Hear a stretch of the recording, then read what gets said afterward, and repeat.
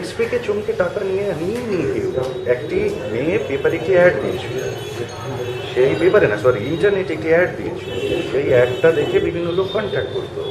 আমিও একদিন তাকে কন্ট্যাক্ট করেছিলাম, সেই সূত্রেই তার সঙ্গে আমার আলাপ হয়েছিল এবং সেই মেয়েটি পরবর্তীকালে তাকে আমি বলেছিলাম যে এই সমস্ত লাইন বানানো এখান থেকে বেরিয়ে আসতে। মেয়েটি কোথায় বাড়ি?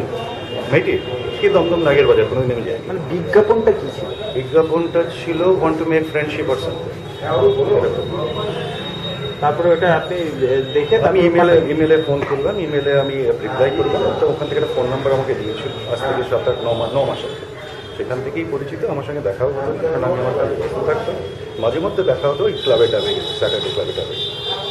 কি উদ্দেশ্য ছিল ওদের উদ্দেশ্য কী ছিল মানে স্বাভাবিক, যেভাবে একটা সাধারণ লোকের একটা মেয়ের উদ্দেশ্য করে এই সমস্ত যারা দেয়। তারপরে তারপরে মানে তারপরে আপনি ওর সঙ্গে যোগাযোগ করলেন? হ্যাঁ, ওই 9 মাস আগে। ব্যাস, সেখানে তার সঙ্গে এটা কি সম্পর্ক? তার সঙ্গে এটা কি সম্পর্ক মানে তারাই তো ওই দিন আমার ওখানে এসে বসেছিল, তাই সে এবং তার এক বন্ধু। আপনাকে অ্যারেস্ট করার কারণ কি? যেহেতু আমি প্রত্যেকে ওদের নাম্বারগুলো সাপ্লাই করছি, আর ওরা কী করে সাধারণত কোনো ক্লায়েন্টের সঙ্গে যদি কোনো মনিবানা যদি না হয় তখন ওরা ওদেরকে ফোন করে ভুলভাল কথাবার্তা বলে।